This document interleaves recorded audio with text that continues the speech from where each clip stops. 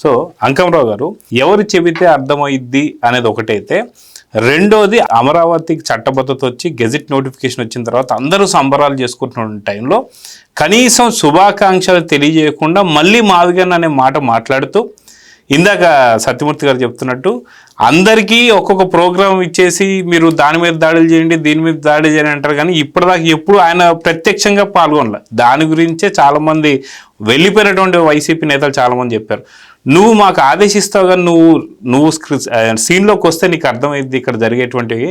నిన్న సత్యమూర్తి గారు ఇంకొక మాట కూడా వెంకటకృష్ణ గారు చెప్తున్నారు, ఎవరైతే నిరసన తెలియజేస్తానికి వచ్చినటువంటి వైసీపీ నేతల్లో చాలామంది ఆయన ఫోన్ చేశారంట వెంకటకృష్ణ గారికి, అన్నా నాకు తప్పడం లేదన్నా, ఇది నిరసన చేయకపోయి మీరు ఫోటోలు వీడియోలు నాకు పంపించకపోతే నేను మళ్ళీ పార్టీలో ఉంచను అన్నట్టు చెప్తున్నారు.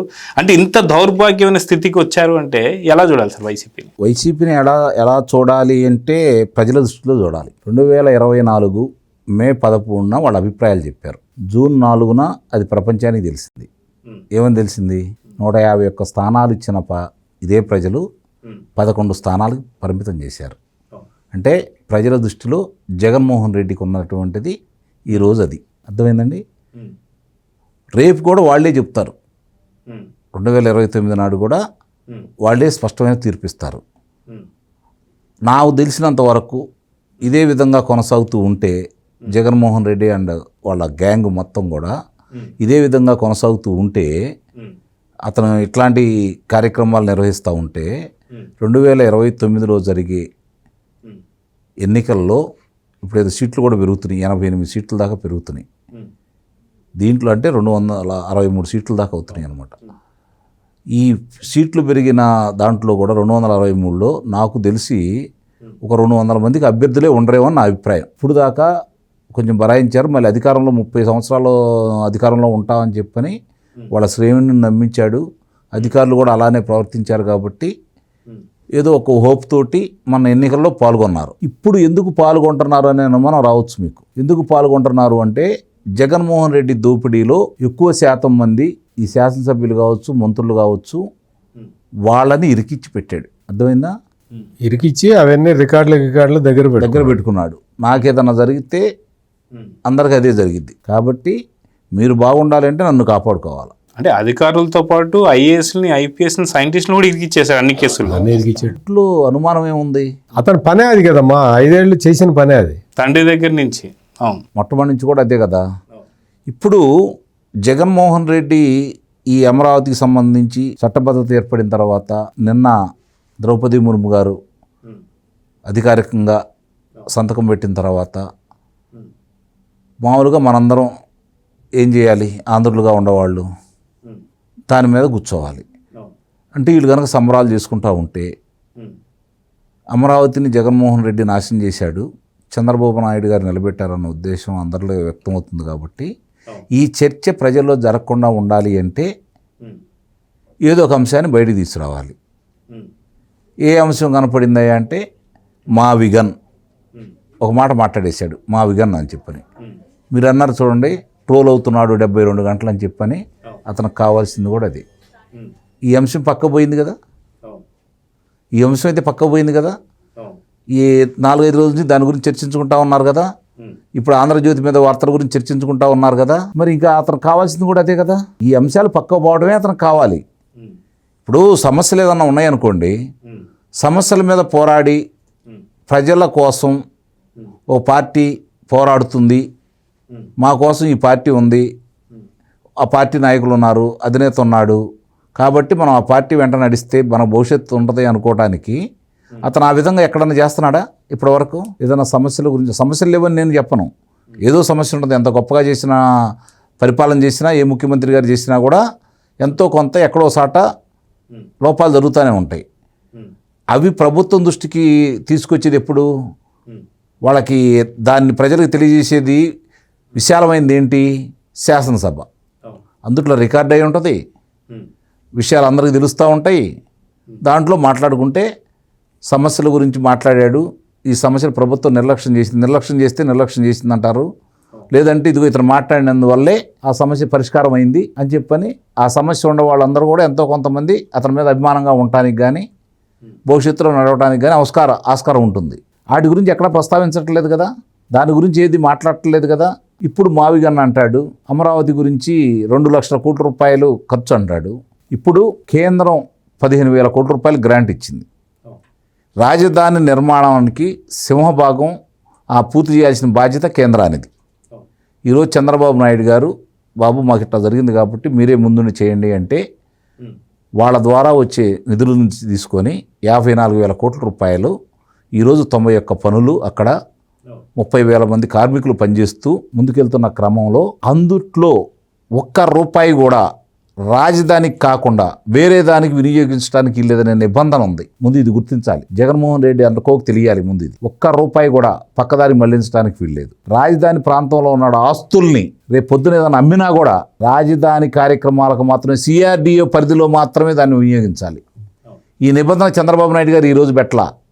ఏం సత్యమూర్తి గారు 2015లో ఎప్పుడైతే 2014లో దీన్ని అనుకొని ముందుకెళ్లారో 2015 నాటికి ఈ పూలింగ్ అయిపోయిందో అప్పుడు ఈ సిఆర్డిఏ పరిధి ఏర్పడిన తర్వాత రైతుల్ని, సిఆర్డిఏ అధికారుల్ని, ప్రభుత్వాలని ముగ్గురిని భాగస్వాములు చేసి ఆయన ముందుకు తీసుకెళ్లాడు. కాబట్టే జగన్మోహన్ రెడ్డికి ఇక్కడ ఏమీ చేయడానికి వీలు లేక అక్కస్తోటి నా దోచుకోవడానికి భయపెట్టి లాక్కోవడానికి అవకాశం లేదు. కాబట్టి ఈ ప్రాంతం కాకుండా మనం వైజాగ్ వెళ్తే లేకపోతే ఇంకో చాట కంటే అక్కడ మనం ఏదైనా దందా చేయొచ్చు అనే అభిప్రాయంతో చేశాడు. ఇప్పుడు కూడా అదే రకమైన విషయాన్ని విరజిమ్ముతా ఉన్నాడు. 2 లక్షల కోట్ల రూపాయలు ఎవరు చెప్పారు? ఇందాక సత్యమూర్తి గారు అడిగినట్టు లెక్కలు నీకు ఎలా వచ్చినాయి? ఏ విధంగా చెప్తున్నావు నువ్వు? రేపు పొద్దున విద్యా సంస్థలు వస్తున్నాయి, ప్రభుత్వ రంగ సంస్థలు వస్తున్నాయి, నవనగరాల నిర్మాణం ఏర్పాటు జరగబోతూ ఉంది. ఇప్పుడు విద్యా సంస్థల్లో నువ్వు 1 రూపాయి పెట్టే పని లేదు కదా. విద్యా సంస్థలు కేటాయించిన స్థలాలు మొత్తం విద్యాలయాల కోసమే కేటాయిస్తున్నారు.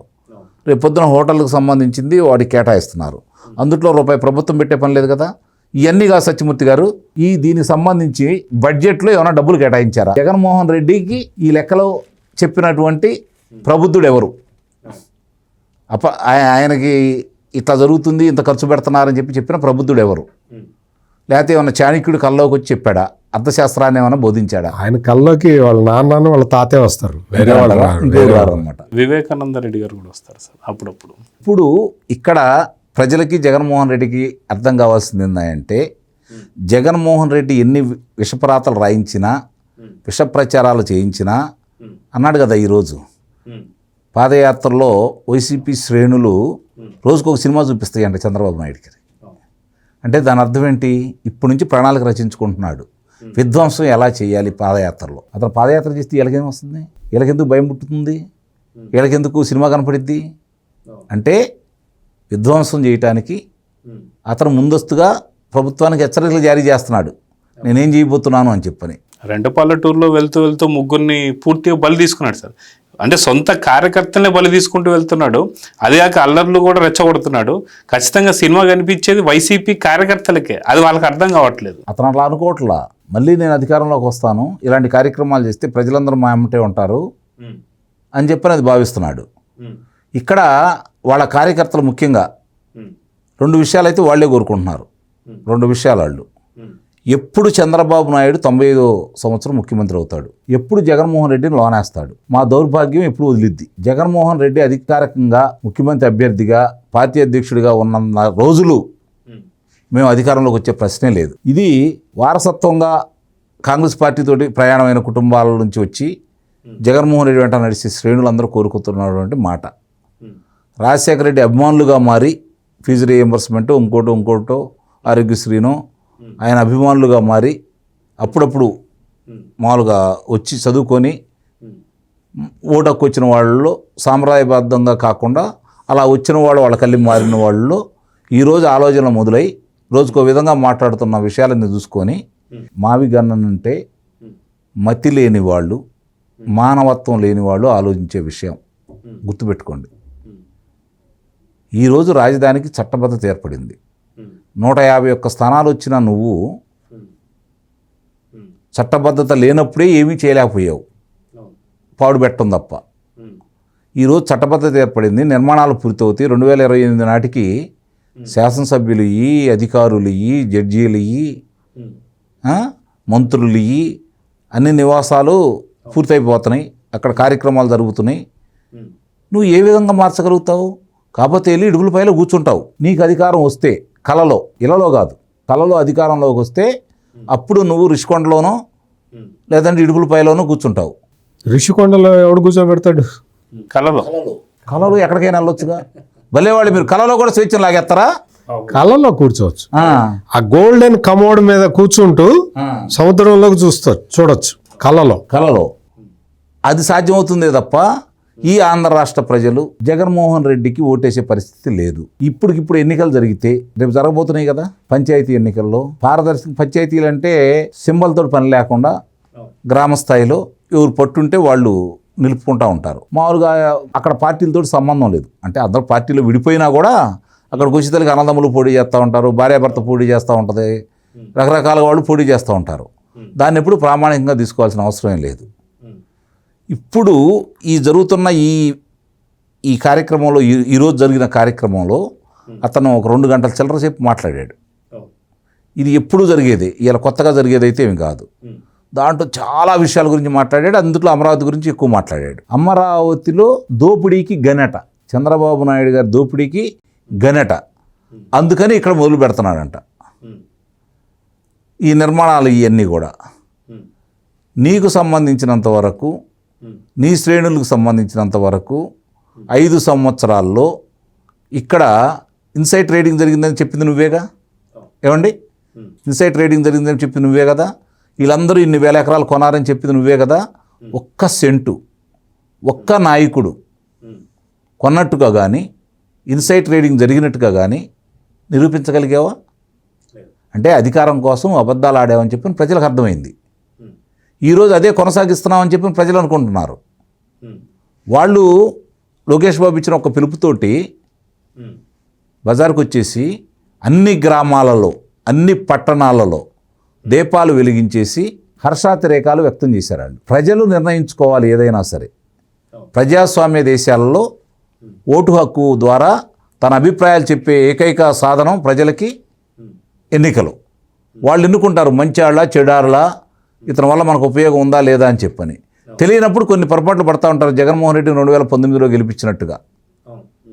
ఆ తర్వాత కదా అసలైన సినిమాని ప్రజలకు అతను చూపించాడు. వీళ్ళకి అర్థమైపోయింది. ఇప్పుడు ఏం చేయాలో అది చేస్తున్నారు. భవిష్యత్తులో కూడా అదే చేస్తారు. ఇందుట్లో ఎలాంటి సందేహాలు మీరు పెట్టుకోవద్దు.